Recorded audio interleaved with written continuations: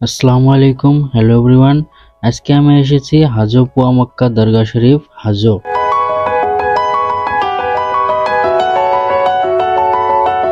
এই ভিডিওতে আমি আপনাদেরকে ফুল ডিটেলসে দেখানোর চেষ্টা করব এই জায়গার লোকেশনটা কিরকম আর ইয়ার হিস্টোরিক্যাল ব্যাকগ্রাউন্ড। ফার্স্ট আপনাদেরকে বলে দেই, এই জায়গাটা গুয়াহাটি থেকে 25 কিলোমিটার দূরে গারো হিল পাহাড়ের উপর অবস্থিত। এই জায়গাটার নাম পুয়া মক্কা দরগা শরীফ। গুগল ম্যাপে মারলে আপনাদের ইজিলি এই লোকেশন পেয়ে যাবেন। তো গুয়াহাটি থেকে আপনি ট্রেন দিয়েও আসতে পারেন চাংশারি হয়ে, বা নলবাড়ির থেকেও আসতে পারেন। নলবাড়ির থেকে এই রোড দিয়ে আসলে মেন রোড হয়, তো আপনি বহুত গাড়ি পেয়ে যাবেন। গাড়ির থেকে নামার পর আপনারা দেখতে পাবেন কি 3 কিলোমিটার হেঁটে যেতে হবে অলমোস্ট। এটা পাহাড়ের উপরে বহুত একা বেকা রাস্তা। তো এই জায়গায় গাড়ি দিয়েও যেতে পারেন, গাড়িরও সুবিধা আছে, 30 রুপিস পার পারসন। আর কতগুলা মানুষের নিজের ইচ্ছা করেই পায়ে হেঁটে যায়। তো পায়ে হেঁটে যাওয়ারটা বহুতই টাইম লাগে আর বহুত কষ্ট হয়ে যায়। তো আমরাও পায়ে হেঁটে যাওয়ার ট্রাই করে আছি।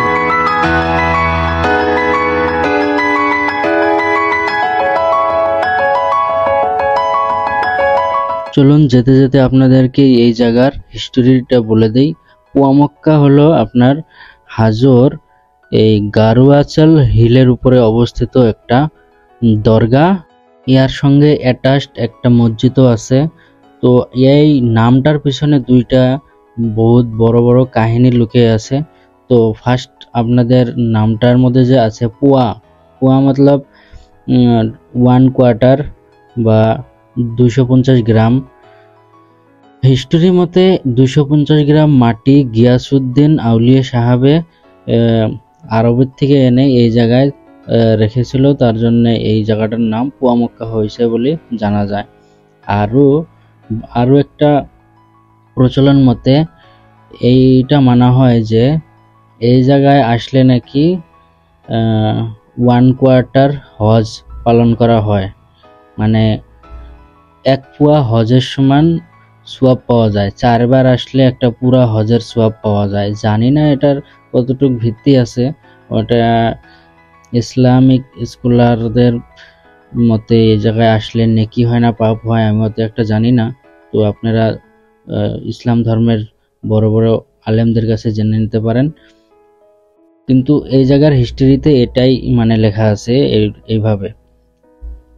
এমনি জায়গাটা ঘুরতে এমনি দেখতে আসতে পারেন, মসজিদ আছে, নামাজও পড়তে পারেন। কিন্তু এই জায়গায় মাথা টেকে এগুলা করা আর ওই চাদর টাদর দেওয়া এগুলা ঠিক নাকি, এগুলা দাঘা বান্ধা ঠিক নাকি আমি জানি না। তো আলেমদের থেকে জেনে নেবেন। আর এই জায়গার লোকেশনটা বহুত দোকান আছে। এই জায়গায় যদি দোকান থাকে, বহুত হিন্দু ধর্ম ব্ল্যাক ধর্মের মানুষ এই জায়গায় আসে আর চাদর টাদর কিনা ওই জায়গায় দেয় আর সুতা টুতা বাঁধে।